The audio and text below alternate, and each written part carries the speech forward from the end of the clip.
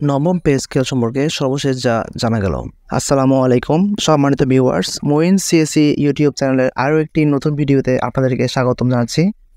এই জাতীয় নতুন নতুন ভিডিও পেতে অবশ্যই এই চ্যানেলটি সাবস্ক্রাইব করে রাখবেন এবং পাশে থাকা বেল আইকনে ক্লিক করে রাখবেন, যাতে এই চ্যানেলের প্রতিটি আপডেট আপনারা সবার প্রথমে দেখতে পান।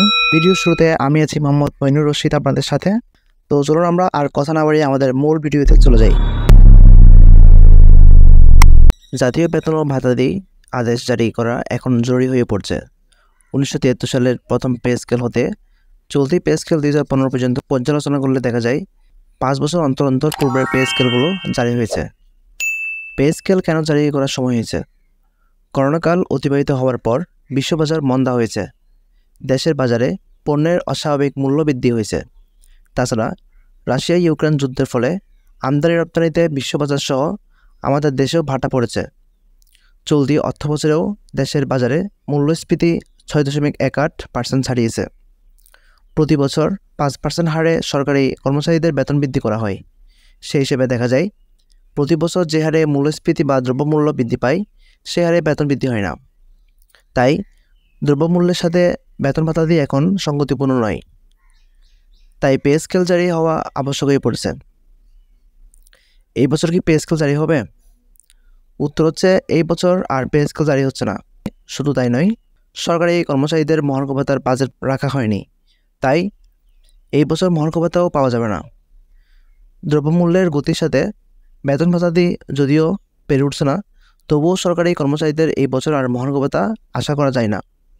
তবে যে হারে দ্রব্যমূল্য বেড়ে চলছে, গার্মেন্টস শ্রমিকদের বেতন ভাতা বৃদ্ধি ঘোষণা আসলে সরকারি কর্মচারীদের বেতন ভাতার উপর একটি মহার্ঘ ভাতা বা অন্য কোনো সুযোগ সুবিধার ঘোষণা আসতে পারে।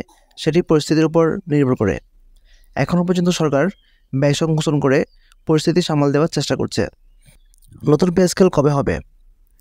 নতুন পে স্কেল আপাত দৃষ্টিতে হবে না বলে মনে হচ্ছে। সরকারের আলোচনা ও দৃষ্টিভঙ্গি এমনটি ইঙ্গিত দিচ্ছে। তাই নতুন পে স্কেল হচ্ছে না। 1973 সাল থেকে পে স্কেল পর্যালোচনা করলে দেখা যায় 2020 সালেই পে স্কেল ঘোষণা করা উচিত ছিল, কিন্তু করোনা পরিস্থিতি ও অন্যান্য বিষয়াদি বিবেচনা করে পে স্কেল দেওয়া হয়নি। বর্তমানে রাশিয়া ইউক্রেন যুদ্ধ ও দ্রব্যমূল্যের ঊর্ধ্বগতির লাগাম কোনোভাবে টেনে ধরা যাচ্ছে না। তাই এই বছর প্রয়োজন হলেও সরকার দেশের পরিস্থিতি বিবেচনায় নতুন পে স্কেল জারি করবে না, এটি বোঝা যাচ্ছে।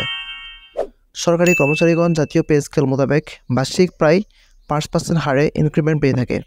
জাতীয় বেতন স্কেল 2015 বেতন বৃদ্ধির ধাপগুলো এভাবে সাজানো হয়েছে। মোট কথা, বাজারের মূল্যস্ফীতির সাথে বেতন বৃদ্ধির সমন্বয় করা হচ্ছে না। গত 6 বছরে 30% বেতন বৃদ্ধি করা হলেও মূল্যস্ফীতি বা দ্রব্যমূল্যের বৃদ্ধি পেয়েছে 37 থেকে 40%। এমত অবস্থায় দ্রব্যমূল্যের বৃদ্ধি ও জীবনযাত্রার মান বৃদ্ধির ফলে নতুন পে কমিশন গঠনের মাধ্যমে নবম পে স্কেল ঘোষণাসহ অন্যান্য বৈষম্য দূর করার পদক্ষেপ নেওয়া অত্যন্ত জরুরি হয়ে পড়ছে। তো বন্ধুরা, এই ছিল পে স্কেল সম্পর্কিত আজকে সর্বশেষ আপডেট খবর।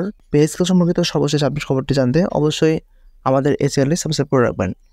সবাইকে আবারও ধন্যবাদ। আসসালামু আলাইকুম ওয়া রাহমাতুল্লাহ।